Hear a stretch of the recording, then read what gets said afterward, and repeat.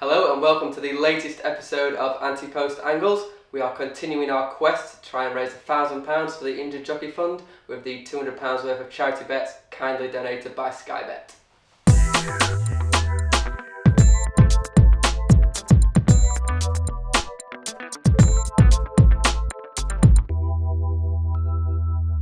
And now it's another tip of mine, and I'm hoping that lightning strikes twice like it so often is at Cheltenham in the Ultima Handicap Chase.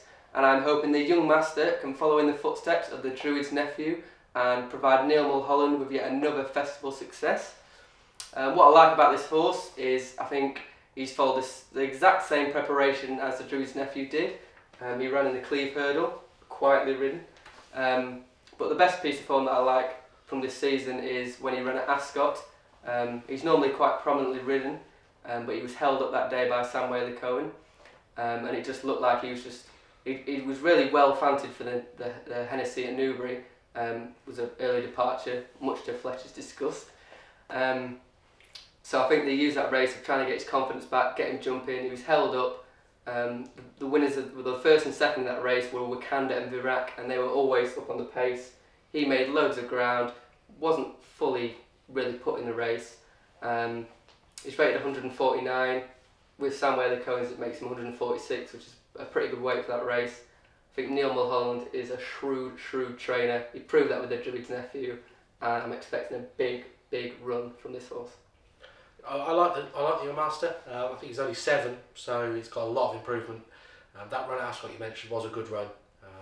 I would be disappointed with his run in the Hennessy. I know he only got as far as the first. That does wrangle a little bit, as I know it does with Fletch. He was well fancied that day, wasn't he? He was well fancied. Strong vibes. He needs to jump better, but I think he can. He wasn't disgraced last year at Cheltenham. He was in the RSA. He never really had a particular chance. He was only running it because he was handicapped out of running in the race with the Druid's nephew. His stablemate went and won. But I think he's got a good chance. Fletch? Yeah, Newbury was disappointing as we've discussed, but otherwise I couldn't disagree really. I like him. I think he's 3 miles is fine. When he turned in a good effort behind Sapphire at Carlisle at the beginning of the season. Thought he'd improve for 3 miles.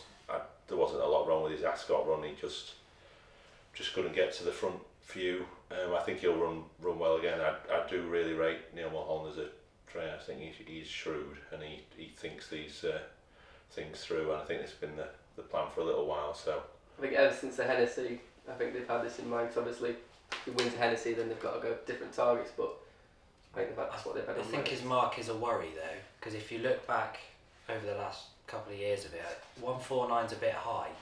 And I mean, even with Sam Whaley-Cohen's claim, 146 is still looking a little bit up towards top end. Druid's nephew won off 146 last year. True. Same trainer. But he was massively unexposed compared to the young master, who's kind of been in the main media kind of spotlight for a while now. People know about him. Everybody knows about him. And there's going to be a lot of well-handicapped horses, as there always is at Cheltenham. I mean, look at something of Gordon Elliott's like Uccello Conti. That could be anything. It's run really well in 2 races so far. It's in the betting for this. Not so far outside the young master.